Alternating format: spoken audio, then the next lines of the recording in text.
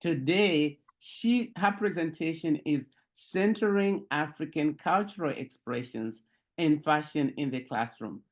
Welcome, Professor Rovine. I'm so excited to have you here, and I've always wanted, it's been a while since I've been in your presentation, so I'm really excited. Welcome. Thank you so much, Professor Leslie, and thank you to everybody. Thank you for inviting me. I'm really pleased, always pleased to talk to teachers and instructors. I would like to just ask very quickly, maybe if, I don't know, Agnes might be able to characterize, are most of the participants here today teaching at any one particular level? Or no, this is a consortium of universities and colleges. Right. They're all from different places in 2 time zones, Eastern, Central, and some even international. And how about, I mean, the level at which we have roughly 15% K through 12, and 75%, 70% teaching colleges and universities, and the rest combination of undergraduate and master's level degree granting schools. Got it. Thank you very much. So that's helpful to me to know. I will also just mention that I was at Dr. Idoro's presentation just before mine, and I loved it. She did a wonderful job. And part of what I would say would echo some of the points that she made. Mostly, I would say in American institutions, as most of you already know, students don't get a lot of exposure to Africa.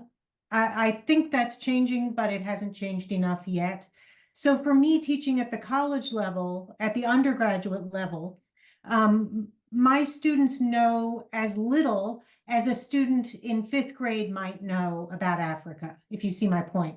They're much more advanced in many, many other ways, but they haven't necessarily had any additional exposure to Africa. So a lot of what I will be talking about today would be applicable whether you're teaching, 3rd graders. You're teaching differently, but they may have very little exposure to Africa. And if you're teaching in a college classroom, a community college, or any kind of secondary education, your students may know very little. You know this already. That's why you're here in the first place. And many of you may know a lot about Africa. I'm going to try to get you very excited about the idea of using African textiles and dress practices in the classroom. I'm going to try to talk about all the different ways you can use information about dress to get at complicated ideas about Africa. And again, we can't generalize about Africa. We know that well, but I think clothing provides an excellent, as I'm going to point out in just a moment, an excellent way into a giant continent and a complex history and global connections. So I'm going to share my screen. I think I can share. Or can you, I think maybe one of you has to. I made you co-host, so you should be able to share. Let me know if it doesn't work. Maybe it'll work. Let's see. It's giving me a message I haven't seen before. It's saying one participant can share at a time. That's strange. Oh, here we go. I think it'll work now. Okay. So, all right, let me get started. One thing that I want to do at the beginning will be show you a very short video, just 5 minutes long. We'll see if I can do that and make sure the sound, well, I'll check on that and make sure the sound will work. Whoops, sorry, just getting my PowerPoint going here. So I just wanted to point out one thing just as an FYI. As of in 2 weeks, I will no longer be the director of the African Studies Center at my university. I'm moving to a new position. I'll be directing something you see here, Carolina Public Humanities, which is the university's outreach arm across the state. I'll bring Africa into that as much as I can, but it's a different sort of a position. We will have a wonderful new director of the African Studies Center. But if anyone wants to reach me, I'm very easy to reach. If at the end of this presentation you want to know more, you want to have resources that I didn't provide, you can find me easily at UNC Chapel Hill. So this is a very significant object for me, an object that you're looking at a very close-up detail of this. It's a garment, and I'm going to try as I get going and talking about my topic today to show you how why it is that I'm so excited about it, what's so amazing about it, and how you might use an object like this to teach African history, the global connections of Africa, Africa technology. You could talk about African aesthetics. So as we go along, I'll try to show you why I get so excited about this topic. Professor Leslie, when she introduced me, mentioned the subtitle of my second book, which is Histories, Innovations, and Ideas You Can Wear. Ideas you can wear, that's not a phrase I came up with. I first encountered it on a tailor's shop sign that you see here. I was in Accra back in 2014, and we drove by this sign, and I took a picture of it because I thought it was such a wonderful encapsulation of what clothing is and what it can do. So I think this is also something that it provides a way of understanding that this is an art form that every single one of us engages in. So what I'm going to do today is focus on a single type of textile, and it will be indigo, and we'll get to that in a few minutes. And I'm using that to talk about how cloth can speak about culture and history and individual creativity. I want to mention that Dr. Idoro made the same point when she talked about literature. You know, she made the excellent point that literature, one work of literature provides a window onto one individual, onto that individual's larger social context, and onto literature in a global sense, because African literary expressions, just like African visual art, exists in a global context as well as a local and an individual context. Also, as I've already mentioned, cloth and clothing offer a familiar or an engaging way into Africa in the classroom. Every single student at whatever level can relate to clothing. I often say to students, this is an art form that is touching your body every single day, that you make choices about every single day, sometimes twice or three times a day. Every one of you has experience, and not only that, and this is more important to me, every one of those students is going to have an opinion about it. Everyone knows how to read clothing, even if they're not aware that they're reading it. So this is a way that students can engage in the same kind of analysis that you are engaging in as you're talking about African dress. Also, I want to mention, especially at K-12 levels and also above K-12, instructors can find lesson plans that involve cloth-related skills. And these are, I don't have specific examples. I'm going to point out one website, but you can find wonderful lesson plans that incorporate things like stamping and dyeing and folding, using paper, sometimes using cloth.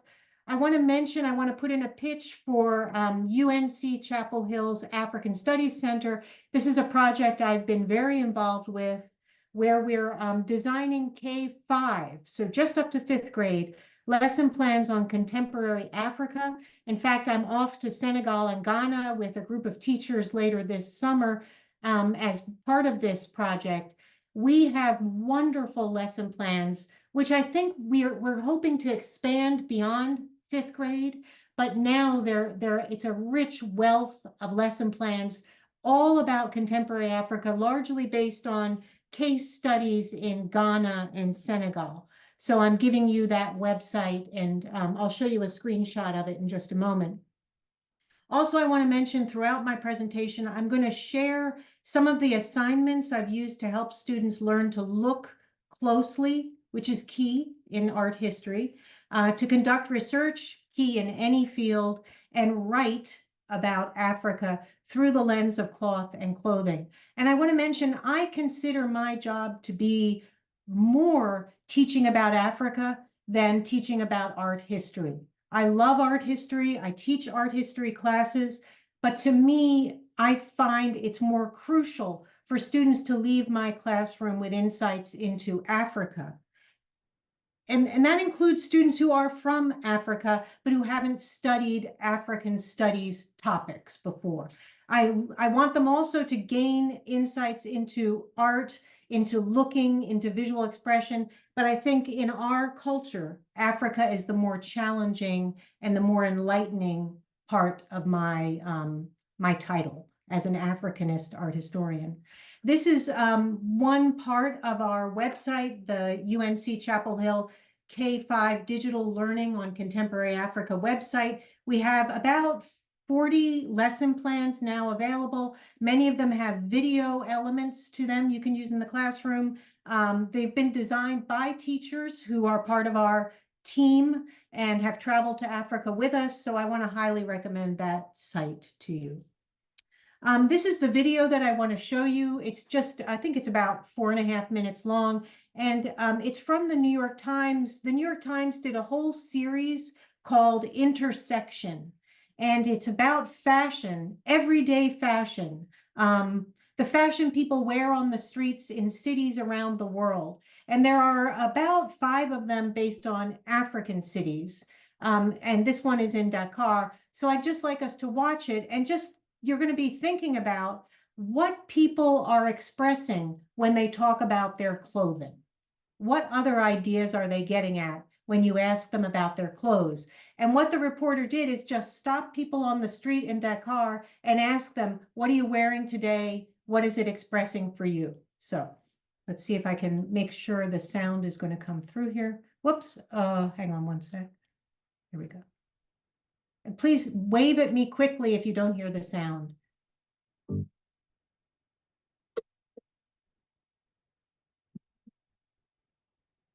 And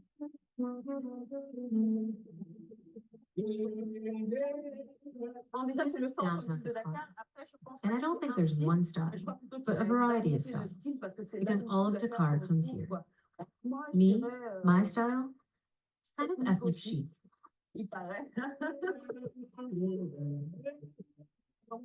I wear my hair naturally. In fact, for several years now, some young women have decided to accept their frizzy hair and to wear it like a fashion accessory to accentuate their style. Today, I'm wearing a model that I commissioned from my tailor. It's a dignified women's dress. That means we like long dresses that enhance our style. Also, today is Friday, when most people wear traditional clothes. But me, I like to wear traditional clothes with a modern touch.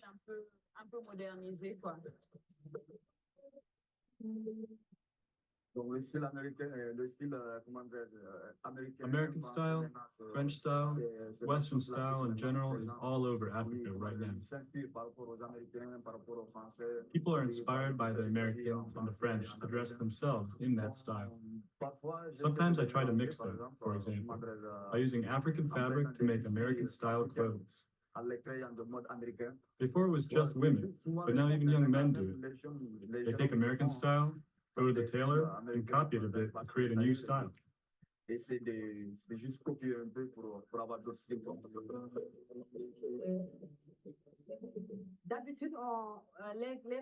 Women used to wear big traditional dresses, much bigger than this. But now, to modernize it, we've created this kind of model.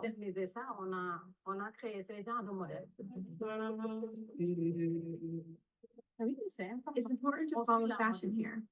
It's to be pretty. As we say, be pretty.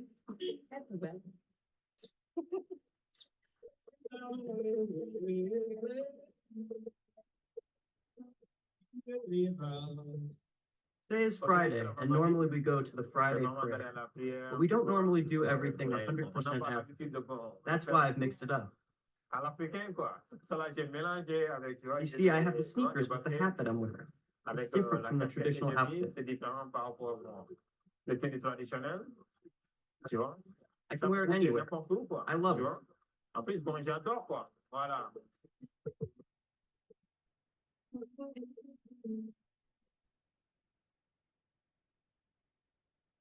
Oops. Okay, so let me be able to see some of you again. So can I just open up for some reactions to that very short video? One leading question I might ask is, what can we learn about cultures from the clothes people wear? I know you just watched it, quickly there, but does anyone have any thoughts on what was said in that video that you might make use of? What is native and what is fashionable? Mm-hmm. What is native, by which you mean what is maybe traditional? Yeah, what is traditional and what is fashionable? Very good. Excellent. We heard a lot of juxtapositions, right? I like to take things that are traditional and make them modern. I think that implies make them fashion. So that's an interesting point. I see there's something in the chat here. Oops. Ideas can be retooled to feel authentic for an individual. We heard a lot about adapting, rethinking, reimagining. Define those in French. If you're a French teacher, yeah, I find the French spoken in this video very clear for early, French learners, if that's what you meant. Any other thoughts? Before I can fill in some other ideas here. Oh, I'll make sure that you get the website. Yeah. That Western style has gone everywhere. And someone else was going to say something? Yes. Franklin from Georgia State. I think the cultural implications for those clothes or clothing they're wearing are very obvious. So the cultural expression is there, and the idea that it may also reflect in terms of the weather condition or the climate of the region. Right. And all of those are visible as far as looking at your dresses. Very good. I agree with you 100%. Yeah, very straightforward information. What is the weather like? You might get some clue about that by looking at dress styles. And the fact that Western style has gone everywhere is important. I argue and often in my classes, it's not even accurate to call blue jeans Western anymore because they've become global, right? They're worn in different ways in different parts of the world. So that's one nuance that I like to add. Oh, thank you for providing the website. Some other ideas that we could get from that video would be, there was a little bit here that told us something about dress and religion, because we learned on a Friday, people dress often with a little bit more attention to what they would think of as traditional, because Friday is the day, of course, of the major prayers. And so you're going to the mosque on Friday afternoon if you're a Muslim. And in Senegal, you may know, Senegal is something like 99% Muslim. What caught my attention was seeing the men in the shops. We're used to seeing women. And that's another point. This young man, or no, it was another person who made the point. It used to be that women were the main ones who would go to the tailor with a picture of what they wanted and pick the cloth and have clothing made in styles that were hybrids of what we think of as Western and what we think of as Senegalese. And he said, now men do it too. So we have change in terms of social roles, gender roles. We've already mentioned dress and global connections. Again, a really important point to make. Africa has always been global. And most of you in this workshop know that, but most people who you would stop on the street in the US would not know that. Dress and personal expression. We heard somebody saying, I would call my style, she said, ethnic chic. I designed this dress because I want it to be dignified. She said it's long, so it's dignified. But on the other hand, it's extremely modern. It has a youthful flavor to it. So it's a very personal expression. National identity. People want to wear clothing that expresses pride, many people, in their identity as Senegalese or as residents of Dakar, or more broadly as West Africans. Dress and community. We heard a woman say, the woman wearing a dress, and she said it used to be much bigger. Now we make it smaller. She said it's important for people to dress to look pretty, to present yourself to your community with self-respect. That's another thing I've heard people talk about in the context. Dr. Bovine, I'm sorry to interrupt. This is Elsa. I just am wondering if you are sharing what you intend on sharing. Are you sharing your PowerPoint right now? We see the video. No, I am sharing my PowerPoint, but apparently I'm not sharing my PowerPoint. I'm very sorry. No, don't apologize. I realized that you were referring to a visual that we weren't seeing. Wonderful. No, we were seeing it. It was at the bottom of the video. There were some added. I think she has some titles on it. Is it better now? No, we're seeing the titles that you had, but she thought maybe they were individualized slides. Oh, no. Okay. So you are seeing what I'm seeing. You're just seeing Yes. words appear at the bottom.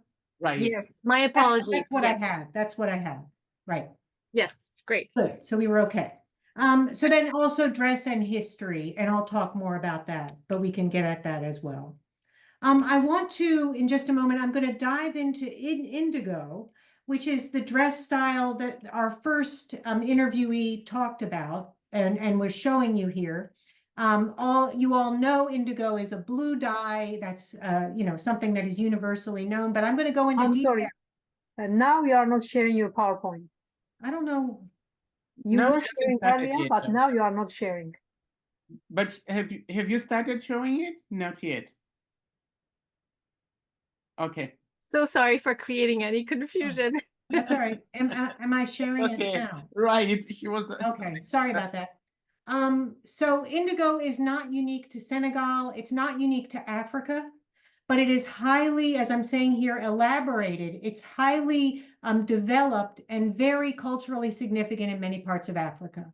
So I'm going to focus on indigo to make a few broad points. And along the way, as I mentioned earlier, I will share with you some of my assignments that I use in my classes. But first, I just want to mention this is a wonderful short blog by a Nigerian fashion designer that I've used in the beginning of several of my classes to get students into this topic. And I don't have the link here, but I can send you the link, or you can easily find it if you just Google Yegwa Ukpo, that's his name. And the piece is called Nigerian Fashion is Fashion Without Teeth. And I love that title anyway. It's a very expressive title. So he's kind of complaining about the Nigerian fashion design scene. Sorry, I'm having my screen problems now. Okay. So I ask students at the beginning to read this short piece, and I'll explain. You haven't read it yet, but I'll explain. He defines fashion. He talks about what clothing and dress innovations can express, and he complains that Nigerian fashion doesn't express original ideas. So it's all about his expectations concerning Nigerian designers making a unique contribution to the global fashion world. I'm going to define fashion in just a moment, but right now we'll take for granted that fashion is dress designs that are meant to be marketed as an individual designer's personal expression. He's a designer, this is him, and here are some of his designs. And he says, what's wrong with Nigerian fashion? He says, our designers seem to be devoid of strong voices and visions, with our well-intentioned ethnic, in scare quotes, and tribal clothing leaving a trail of colorful Dutch print work as it falls into a pit of irrelevance. What is Dutch print? Dutch wax print? Let me just ask you, does anyone in the Zoom room know what Dutch wax print is? It's the sort of stereotypical African print, which we see right here as an example. Brightly colored, bold patterns. This has a very specific history. It is often presented as African, though it is really a hybrid of Dutch and British and African and Japanese manufacture. It's international in its roots, and I won't be diverted. I give whole lectures on this topic, but I won't go down that road. But you've all seen what's called Dutch wax print or African print, and it is stereotypically African. And Ukpo is saying we're playing into preconceptions too often as African designers.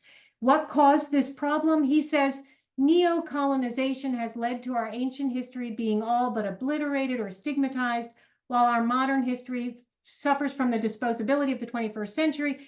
These are the kind of ideas that are probably familiar to all of us, right? For so long under colonialism, and in many cases in post-colonial Africa, people had been taught not to value the distinctively African elements of their culture.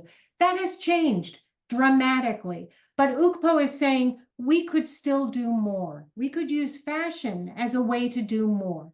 So he says, what could we do? And this was my hint to the students in my class, this picture.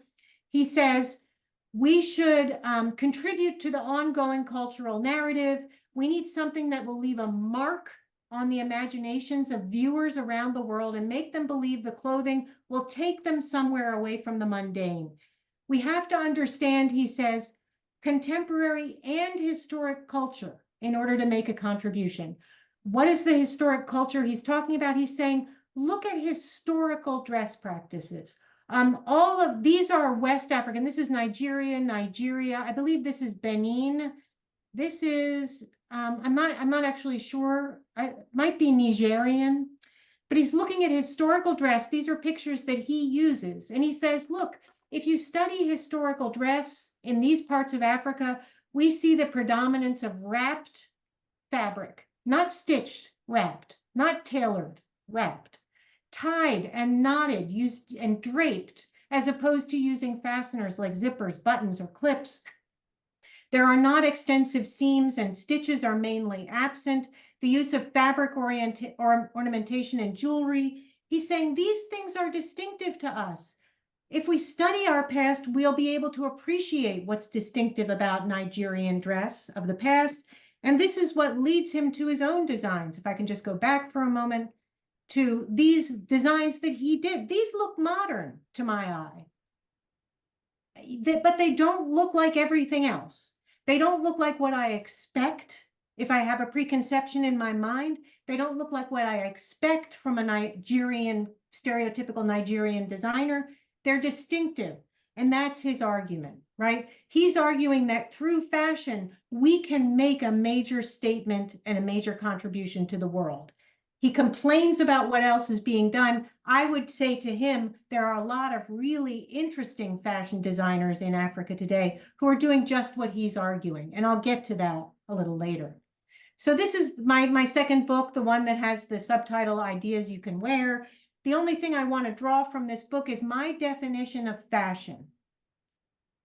My definition of fashion is somewhat different from a lot of other people who study fashion, who tie the idea of fashion to a Western-oriented, designer-branded market that's shared by designers all over the world, but is rooted in a Western idea of what fashion is. I argue in my book, fashion is changing styles of dress and other body adornment that are motivated by the social value placed on innovation. It's a desire to innovate through the medium of dress.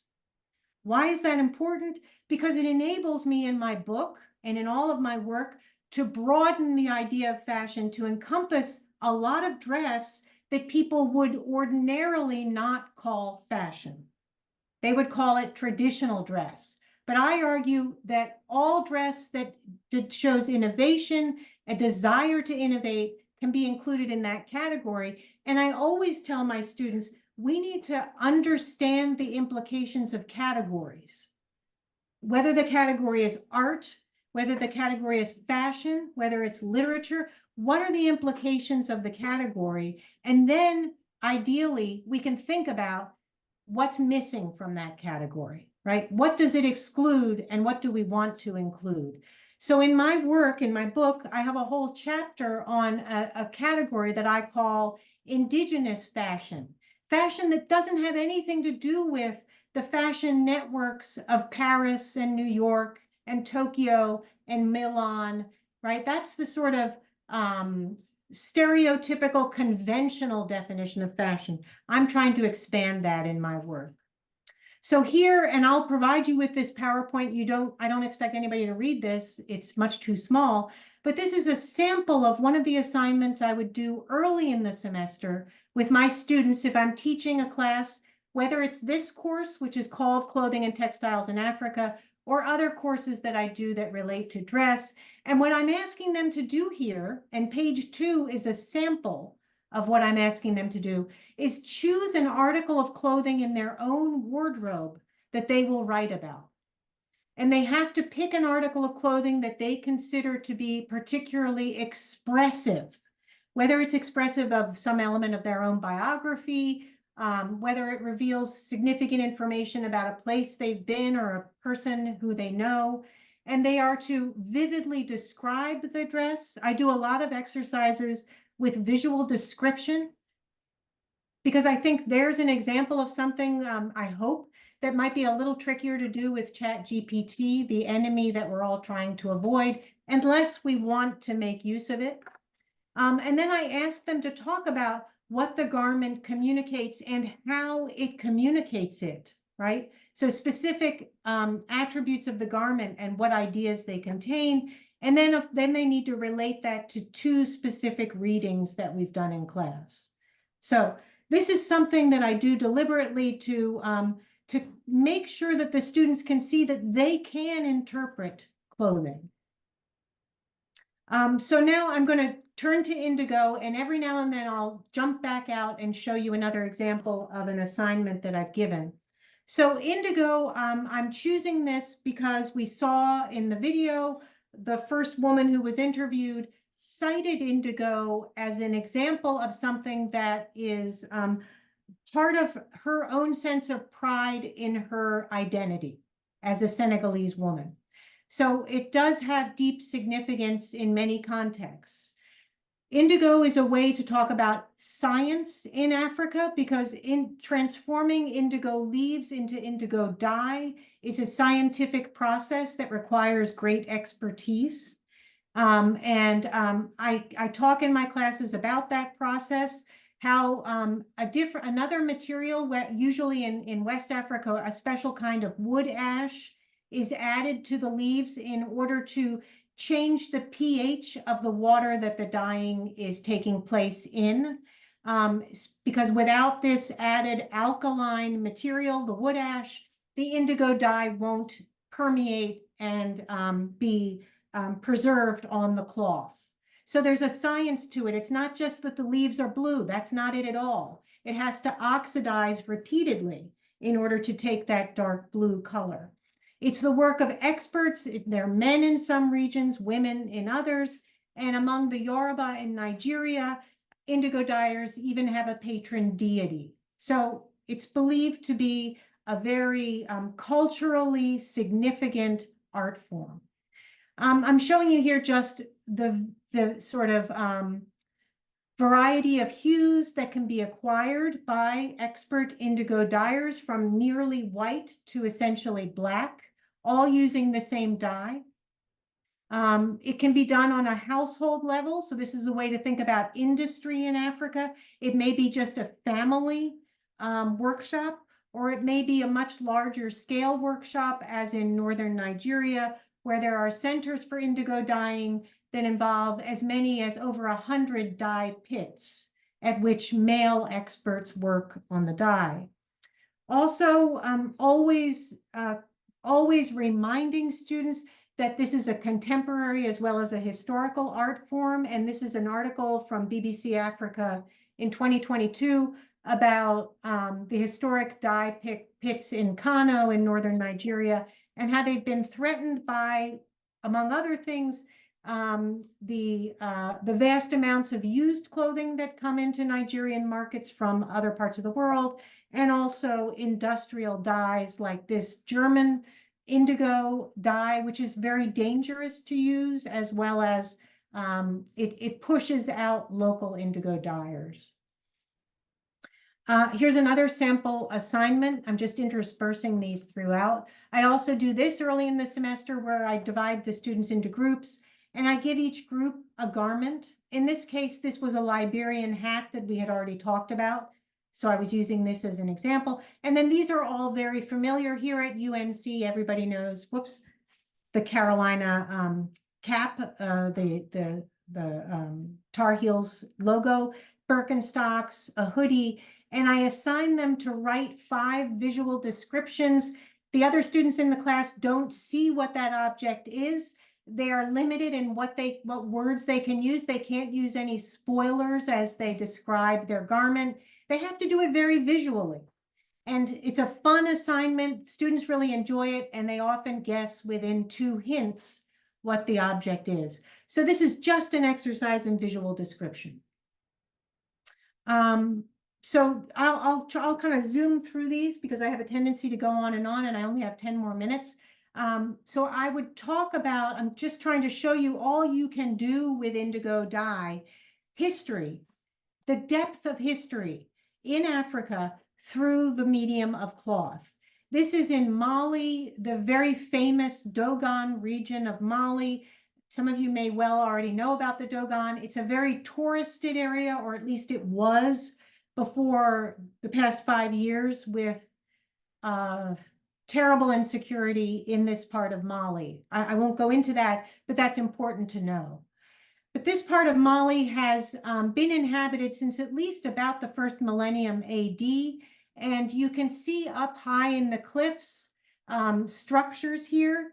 This is where a group of people called the Telem, who lived in this area from about 1000 to 1400 AD, they lived here. Today, the Dogon live at the base of the cliffs.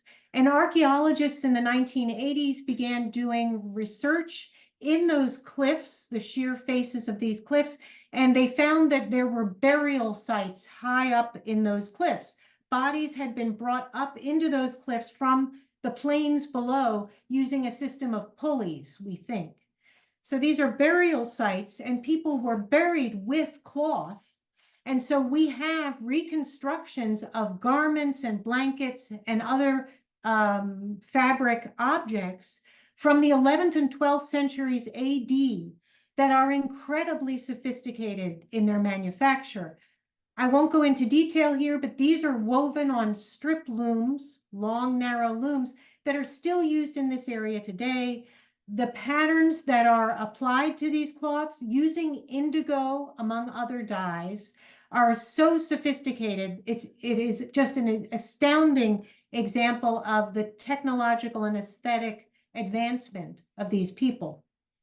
So indigo, along with white, is a very basic way to create pattern. This is a very straightforward checkerboard blanket made of strips. Each one of these was woven separately and then stitched together. And I've written about this technology as creating cloth that has what I've identified as a strip aesthetic, right? One of the topics I'm researching right now is how the French colonial powers in Mali and Senegal in the early 20th century thought that this was an illogical technology. Weaving in strips was illogical to the French administrators and missionaries and others, and they sought to import wide looms from France into what is today Mali. They did not gain any traction because there was a reason why people preferred the strips. They preferred the strips. Look at this cloth. Each one of those strips was woven separately, right? For students to appreciate how difficult it is for a weaver, without using any kind of computer-generated pattern, weaving the same pattern on each strip so that they all line up pretty much exactly when you stitch them together, but not so exactly that it's boring to look at. I love the slight sort of off-kilter of the way the patterns come together across the cloth. I'm not the only one who has appreciated this. This is something that is, that contemporary artists try to imitate in their work to capture that aesthetic. Here's a beautiful cloth from Sierra Leone. It's just white cotton and indigo dye. And in this case, the weaver has used 2 different hues of indigo to create a really complicated pattern. This is what I started with. The first slide that I showed you was a detail of this tunic. It's made for an equestrian. It's made for a man on a horse. You can see how it has darts and it goes out in a sort of a pyramidal direction, and that's so that when you're on the back of a horse, it spreads across your body in a very elegant manner. This is just an incredible example of strip woven indigo, some of which has been dyed. Each strip has been dyed separately, and in some cases, the thread was dyed before it was woven, and in other cases, the strip was dyed after it was woven. Do you see my point? I'm getting all excited about it because I find this just so elegant and so understated and so beautiful. All right, another assignment that I give students is writing museum labels. We go to our local museum here on campus. I assign the student textiles from my own collection so that they can touch it and look at it closely, take pictures of it any way they want. And I assign them to write several different types of labels. Just as in a museum, whoops, you have what's called a tombstone label. That's the basic information. You have a didactic label, which may provide background information. You have an object label that helps the visitor to visually interpret the object they're looking at. So I'm giving them several different layers of writing. And then the last thing I ask them to do is a research narrative where they tell me how they did their research. What databases did they use? If they talked to a librarian or went to the writing center, I want to see that in their narrative. So they're writing out what it is that they did. And then there's also a presentation part of this where the students present their objects to the rest of the class. Let me pause. Are there any questions at this point as I keep plowing ahead? Okay. All right, I'll try to sort of scamper along through the rest of my slides and then we'll have time for questions. I like to talk about resist dyeing in my classes because, again, it's something that most students are familiar with in the form of tie-dye, a straightforward, simple resist where you're tying or using rubber bands. These are images from that Dogon region showing the cotton cloth tied or stitched before it's dyed. And then when you dye it in the indigo, all the places that are tied or stitched, the dye doesn't permeate there. So when you take out, of course, when you take out the stitches or you untie it, you get these wonderful patterns. So all the students are basically familiar with this. And then we look at the elaborations. And in my classes, it's always important to me to show many examples of a type of object to make the point that every single artist has their own style, their own hand, their own distinctive way of working with cloth. This is an incredible folded and stitched resist cloth. An incredibly delicate stitch resist cloth from Senegal of a style that's called tak. And a really finely worked tak can cost, 2 months' salary for a person. Look at this one. These are incredible, but you need to know how they're made in order to appreciate the aesthetic. Here are 2 historic postcards of women in Senegal. Yeah, this is in Mali, today Mali. This is in Senegal. Women wearing that cloth. And when they pose for the photographer, they spread their legs wide apart to show their cloth to its best advantage. Here's another example. I'll skip that. There's also paste resist, where you preserve some portions of the cloth from the dye by painting the cloth with a paste. The best known would be batik, which is made using wax. This is the same idea, made with cassava paste, so made of sort of pounded cassava root.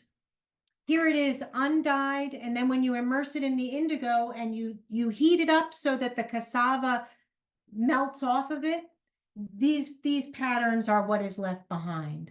And Adire in Nigeria and in Benin has a very rich history, very important art form, and also an art form that we could consider to be hybrid.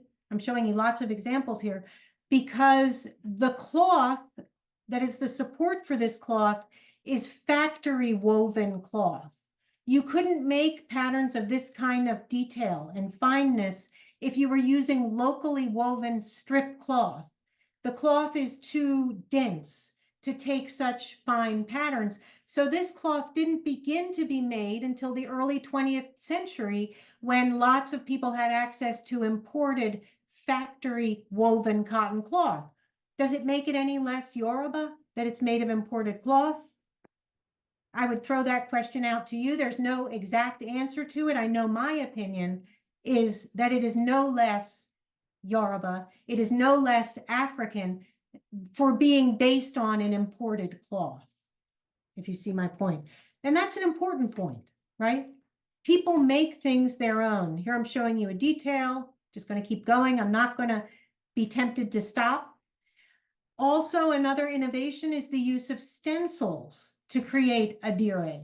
So instead of being painted by hand, there's a stencil, and the textile worker here is just smearing that cassava paste onto the stencil and making cloth that's more repetitive.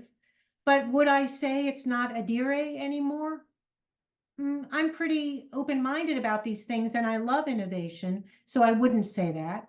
This is a design, a stencil design that was made on the occasion of the coronation of King George V, because of course Nigeria was a British colony. Okay, maybe I'm out of time. I'll leave that there for you to look at later. Agnes, I'm almost out of time, right? I can't hear you.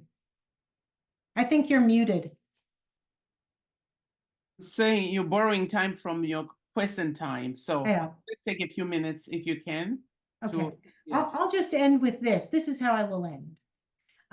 A lot of my work that produced the book that we've mentioned was on fashion designers who work in an international fashion context, who are showing their work on runways and in fashion magazines all over the world. One of those designers who I focused on is named Ameka Osakwe. Her brand is Maki O. And you're seeing something from a line she did about a decade ago, and it was quite controversial at the time. This is a pretty daring top. All of it is based on her Nigerian identity. She views this as an expression of that identity and history. The shorts, these very short mini shorts, are made of a dire cloth that she commissioned. And the top is adorned with strips that are filled with the fibers of a loofah sponge. And for her, that loofah sponge is a piece of household equipment that she grew up with, was used in the kitchen, was used in the bathroom. So for her, it was also an expression of her Yoruba identity. So although this doesn't look overtly or expressly African or Nigerian, my argument is this is conceptually African. It is containing ideas about Africa, ideas you can wear, and therefore I find this work very, very interesting. A couple more examples of her work with indigo I'm showing you here and here, right? Very contemporary, very global, and very, very Nigerian at the same time. So I will end there, and thank you. Thank you, Professor Rovine. This is fantastic. This is great to see the connections. You've touched on, you know, what our first presenter this morning started talking about, history and how to make the historical connection within art, science, you know, culture. So you've done all that very well, beautiful in terms of science, art, history, culture. And so there is a question that I would like to start with here in the chat. And this question is really related to some of the things that you've been talking about and historical preservation. And it's by Siangina. And it's about how can these African fashions be preserved since it's evident that the Western style is taking over. Would you respond to that in terms of?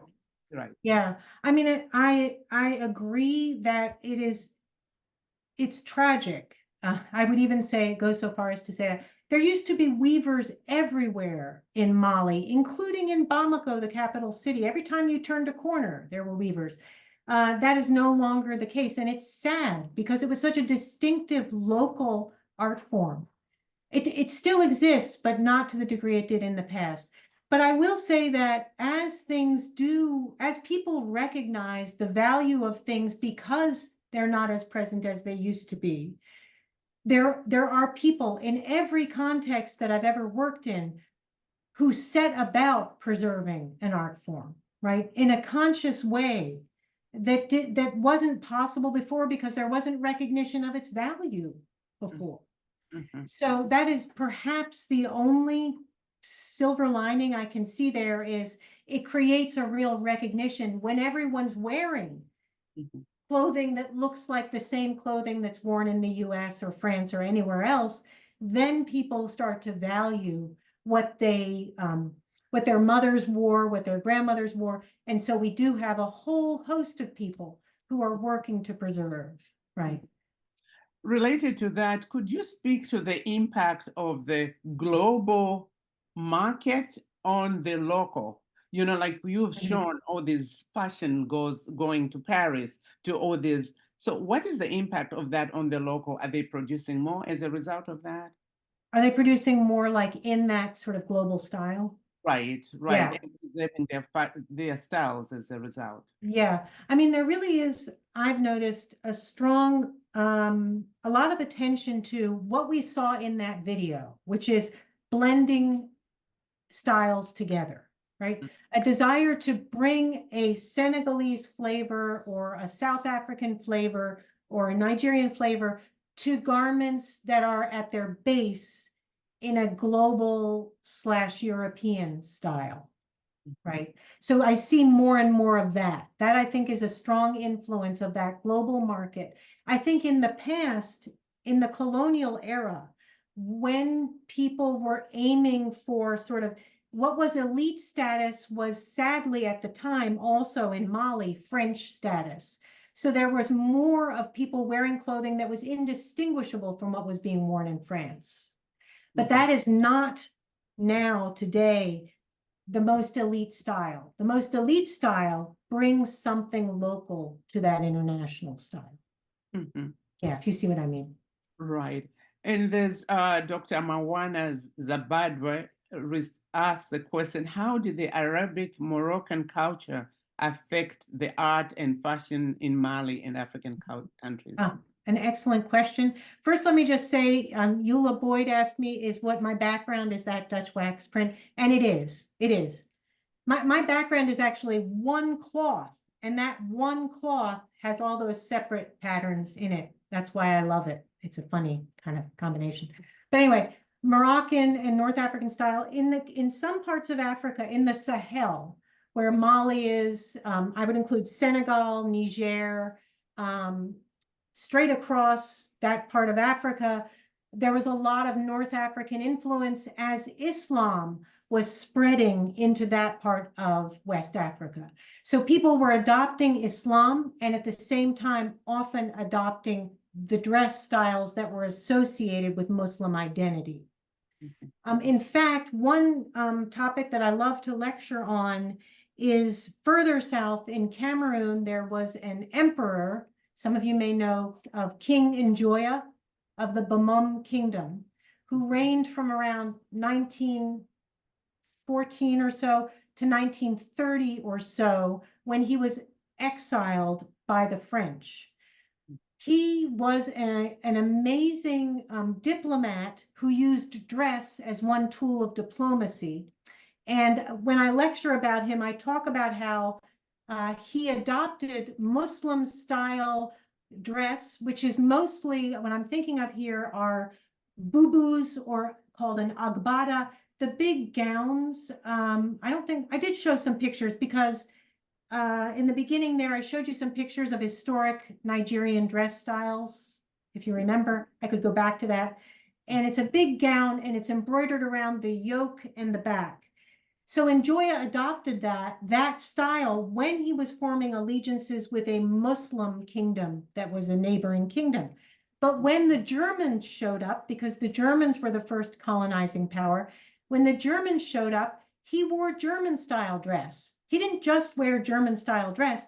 He had his tailors and embroiderers make incredible reproductions of German military dress uniforms, but with a Bamum touch, with a special Cameroonian touch. And they're incredible. There are many, many photographs of him because not only was he a dress innovator, he was also fascinated by photography, and he got himself a camera very early on. By like 1913, he had his own camera, and he was taking self-portraits and portraits of the members of his court wearing these incredible hybrid, beautifully embroidered, tightly tailored uniforms. So there we have an example when Islam was sort of a strategic move for him. He adopted that style of dress.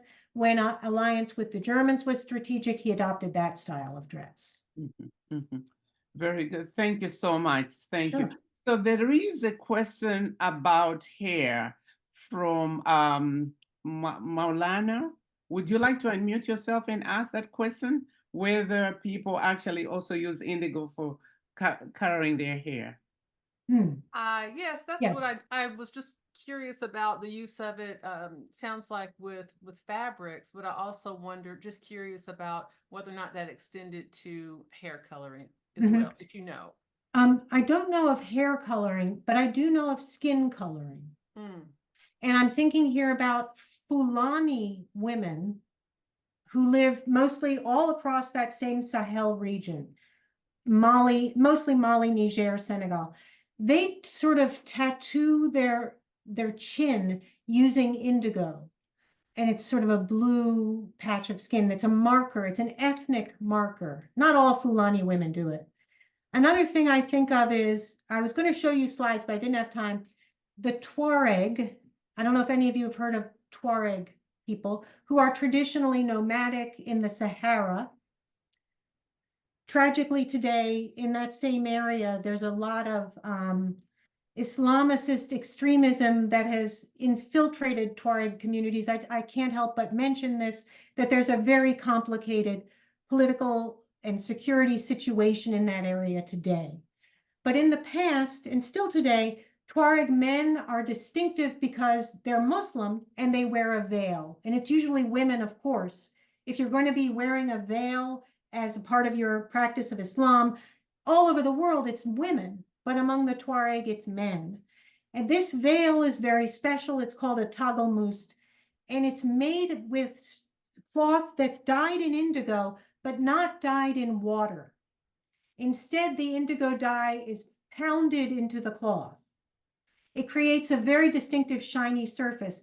And when men wear it, it rubs off on their skin because that's the nature of the dye.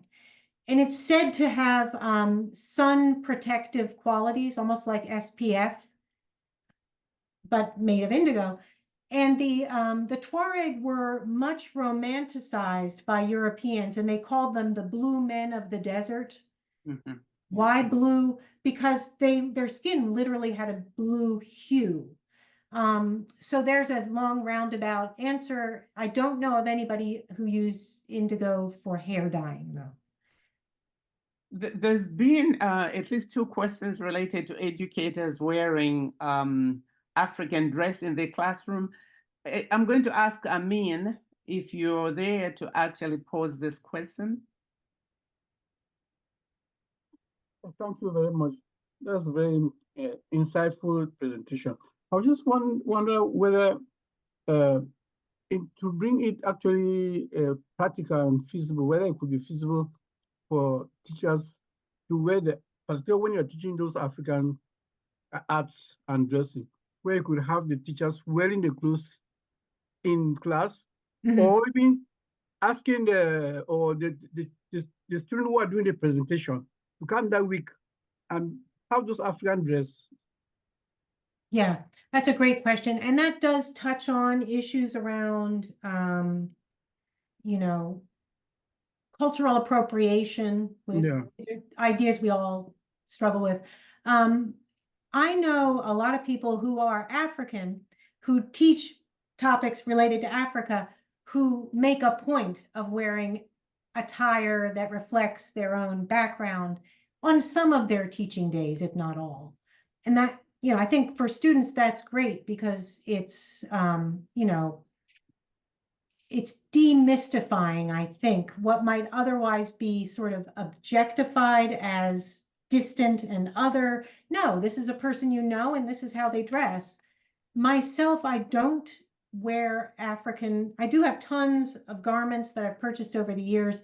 I bring them in and I pass them around and I show them, but I don't tend to wear them. That's my own comfort level. But I think you raise a very interesting and important point, which is thinking about those kinds of decisions in a very self-conscious way. You know, what could be implied that wouldn't be what you would want to imply, right? All of us would be wearing those clothes with every good intention, but being aware that there could be interpretations that go in directions you didn't mean to go. But I see here Dr. Zoli Mali saying that's what I do, and others too. Yeah, so, you know, I can definitely see either way working if done very thoughtfully. Well, that actually leads me to a question, you know, that the presenters, the attendees may want to know. You have so much passion for this. I mean, that's really evident. How did you get into that? What led you to actually start studying African fabrics? Sure. Let's see, I got interested in Africa only after college when I got a job in a museum and I encountered African art for the first time. I'd studied art as an undergrad, but nobody ever. I had no idea it was even a topic, which is terrible. And I became interested in African art. I wrote myself a grant when I went to grad school to study contemporary studio art. So artists who were professionally trained, who were painters and sculptors.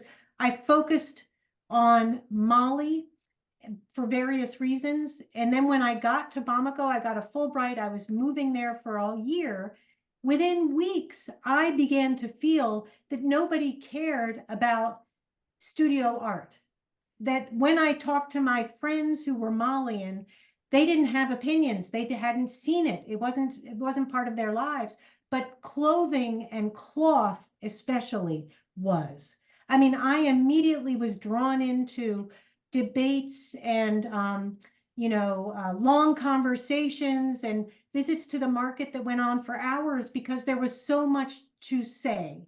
Whereas if I went to a museum with my friends there, it wasn't something that related to their everyday lives. So I changed my topic once I got to Mali and began to work on this one type of textile that I then traced through many different markets. I wasn't just looking at it in one place. I was looking at it in tourist art and in fashion and in fine art. So that's my story, is the story of somebody who I wanted to work on what I thought people actually cared about. So that's what led me to cloth. Yeah. Thank you so much. And there is a comment, from Abate Tades. Could you unmute yourself and, voice your comments to Professor Rovine, especially related to religion and its impact? Yeah. Oh, I was not thinking that I will be given the opportunity, but thank you very much. I appreciate it. And I commented in the chat. I hope you can hear me very clearly. Yes, thank you. Okay. So, I heard about literature. I heard about the arts of clothing as given by Vicky. And as a whole, when I hear from the presenters, Africa is clubbed together, see? But Africa is more like a mosaic to me of different cultures, different histories, which is undeniably influenced by the colonial powers and now also neo-colonialistic, and influences of the media, the movies, the politics, all these things are there. Regarding the literature, for example, more focus is on, in my opinion, okay, I may be wrong, is on the African writers in English. What about in their local languages?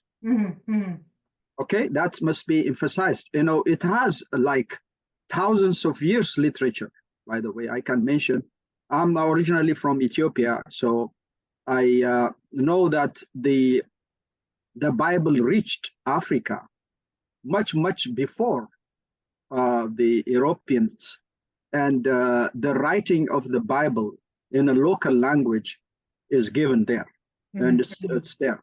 And regarding the clothing, if you see, especially the colorful, very nice clothing in the West Africa side is distinctly African, distinctly from those different places there. And Ethiopia also, for that matter, they have their own dresses, which is very much admired by many also. So it has to be mentioned. That's what I try to communicate to you. I don't want to take much time, and that's my 2 cents there. Yes, no, I agree with you 100%. I mean, I always make that point. You can't generalize about Africa. It's always specific. And in my presentation, I lean toward West Africa. I definitely do. But in my teaching in a larger class, I would, if appropriate, I'm touching on every part of Africa, trying to address something from North Africa, South Africa. But yes, I take your point, absolutely. Thank you. May I? Go ahead. I'm sorry, go ahead. So Zoli, did you want to comment on something? You just place a comment in the chat. Can you unmute yourself? Zoli. I see. Yes, yes. Comment. Yeah. Yes, I can comment real quick because I typed a relatively long one. I was saying if you are in the Boston area, maybe even not, but even better if you are, because you could invite our librarian, Beth Restrick. She is so much of a great resource when it comes to fabric. And I usually invite her to my Africa Today class, and she brings bags and bags of fabric and has stories to tell about them from research and from personal experience. That's great. Very good to know. I see you gave me her contact, and I will hang on to that. I'll also just mention, who should I'd be happy to send my PowerPoint to whoever would. Send it to Raj or myself. That would be very helpful. Yeah. Right. And I have one other question for you. In terms of your students, do you give them like materials, or do they just take materials themselves from different places to actually do their research on? Oh, well, I give them, if they're doing their own research, I provide guidance for them, but I don't give them the materials unless I'm doing a very specific assignment. Sometimes I might do an assignment where it's reading 2 articles and then you're writing a paper that in some way compares or contrasts the approaches. But usually, yeah, there's a lot out there. The only tricky thing with African dress and clothing as a topic is that you get a lot of bad information if you don't know how to do a quality kind of a search. Yes, yes. So that's the only tricky part. Yes, certainly, like when you mentioned, the Dutch materials, the stereotypic materials that people actually confront. And so in your view, how as educators can we actually improve on that so that we really are going for the real authentic African materials rather than guiding our students? And also a lot of it is Chinese now. There's a lot of Chinese, Chinese materials on the market. How can we as educators educate our students better? I mean, I think talking about it, I didn't get a chance to do it today, but a lecture, and I could easily send a good bibliography on this topic. The Dutch wax print makes this point very, very well. And instead of being Dutch in its manufacture, nowadays it's mostly Chinese, but it's part of the same history, right? It's part of the same sort of operation of a global market. But the leader in this market today happens to be China. China is the Holland of the 21st century because it was the Dutch who were everywhere, right, in the 16th, 17th, 18th centuries. So it's not, and I would say it's not a matter of what's authentic or not. It's a matter of knowing how to place these objects historically. It's not that it's bad or wrong, it's what's happening today, and you want to put it in its larger context. By the same token, I know you didn't touch on, and somebody mentioned in the chat, East Africa, like the kanga, that is also a material which, traditionally has had its time, but you see, again, Chinese makers coming to replace that. Yes, absolutely. What is your take on that? I mean, it can be very problematic economically, but as I said before, it's part of a larger history. It's not an aberration. So to understand why it's happening today helps you to understand what's lost when we have these only imported kanga coming into East Africa, but not to just say it's inauthentic, it's irrelevant, it's wrong. I don't think you were saying that at all, but to understand what's going on, what explains it, right? It wouldn't be manufactured in China if the Chinese didn't know it was highly valued in East Africa, so there's a market for it. So what is the history of that? What created that desire? Right. Yeah.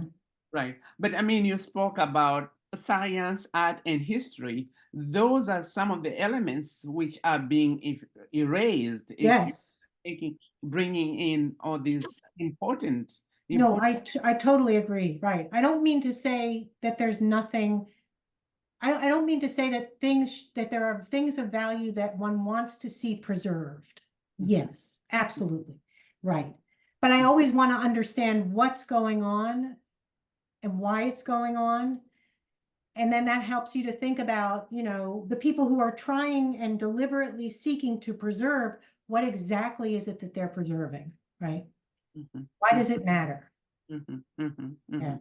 So of the countries which you visit, like Nigeria, Mali, Ghana, for instance, which ones of those countries are doing better in terms of preserving their own cultural material?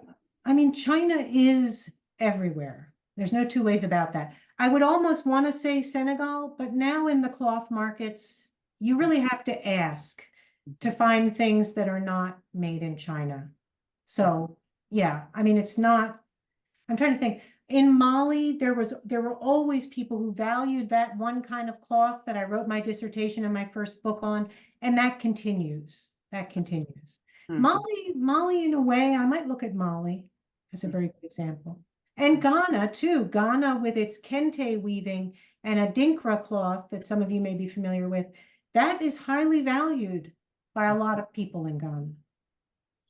The last question goes to Amin. When you teach the African clothing and dresses, what are your learning outcomes? Each syllabus is different. My learning outcomes are different for different classes, but I'm often trying, one of my aims is visual literacy. So I'm aiming to help students to learn how to look closely at objects and discern information from looking.